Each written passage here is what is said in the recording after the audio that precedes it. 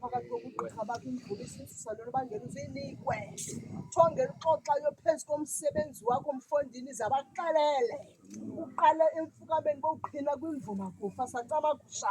izibane zakokwenu zivele mhlekazi izithunywa zakokwenu zivele mhlekazi zithi into yobana ngoku siza kubekwa kwesi sigaba uthi kanti kuzawungena indwendwe ngoba kaloku ubugqirha mfondini abukasentsimbiini ubugqirha busegazini mhlekazi bamba butyhutyha kwivenzi gqirha lasekhaya sacamagusha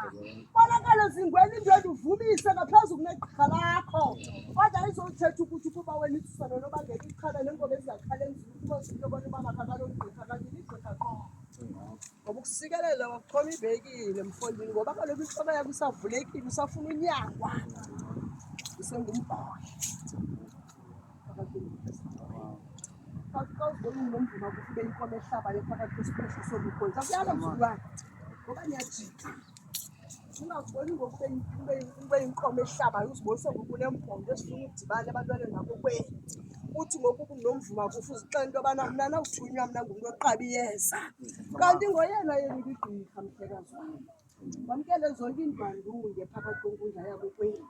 ubathanda abaguli bakokwenu noba uyasokola noba usisityebi noba uphila phakathi nje masicamakuhleni ubabonisa iindaba ezilungileyo mhlekazi wam imisebenzi kuwe nyange bonke abantwana nikwe zonke abantu nikwe nethasi ngokwenu fandini ube yi-food flow phakathi kwezinkundla zakokwenu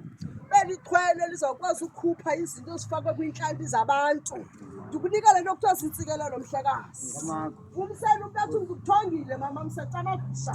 kuthiwa mandizowuphehlelelwa ngomfake esiphehlweni kodwa umgcinise gqirheni ngoba kaloku abinalungelo wena lothini loma phezu kwenkundla zabantu kanti kutshutshumbisela into yobana nikwezimfene ezifana nathi mhlekazi inyangwa ngugweba ityala ke mna ke mhlekazi igqirha elaziwayo ephepha